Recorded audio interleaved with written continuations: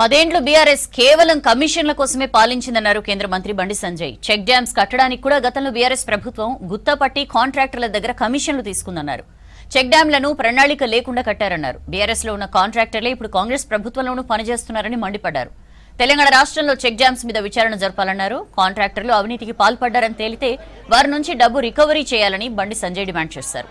కరీంనగర్ జిల్లా జమ్మికుంటలోని ప్రభుత్వాసుపత్రిలో సీఎస్ఆర్ నిధులతో కొనుగోలు చేసిన వైద్య పరికరాలను ప్రారంభించారు కేంద్ర మంత్రి బండి సంజయ్.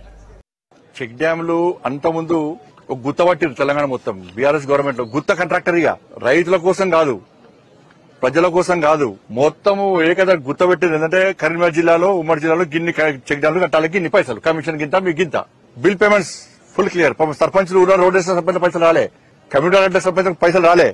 క్వాలిటీ లేకుండా పనిచేస్తే ఎక్కడ అసలు ప్రణాళిక లేకుండా ఫస్ట్ కట్టిర్రు. కూలిపోయిన వాడికి బిల్స్ కూడా ఇచ్చేసారు. ఇప్పుడు ఎవరికి యాక్షన్ తీసుకుంటారు? చెక్ డ్యాంలు ఎక్కడికక్కడ కూలిపోయినాయి, క్వాలిటీ లేకుండా పనిచేసారు, ప్రజలు మొత్తుకుంటున్నారు. దాదాపు సంవత్సరం నుంచి గత సంవత్సరం ఆరోపణలు వస్తున్నాయి. కానీ ఈ ప్రభుత్వానికి గతంలో కూడా కరీంనగర్లో తిరిగినా కొట్టుకుపోయినాయి. గతంలో క్వాలిటీ లేకుండా పనిచేసారు. వాళ్ళ మీద చర్యలు తీసుకోవాలని ఒక దృక్పథం, ఒక ఆలోచన మీకుంటే తెలంగాణ రాష్ట్రంలో ఈ చెక్ డ్యాంల మీద ఒక్కసారి విచారణ జరపాలి. ఆ కాంట్రాక్టర్ ఎవరు ఉంటే బ్లాక్ లిస్ట్ లో పెట్టాలి, లేకుంటే రికవరీ చేయాలి. ఒక కాంట్రాక్టర్ రికవరీ చేస్తే, ఒక కాంట్రాక్టర్ ఆస్తిపాస్తులను జప్తు చేస్తే ఇంకొకరు భయం ఉంటుంది, ఇచ్చుకో పుచ్చుకో, అంటే ఈ సిస్టమ్ వస్తుంది వాళ్ళ. కాబట్టి వీటి పూర్తి స్థాయి విచారణ జరపాలని చెప్పి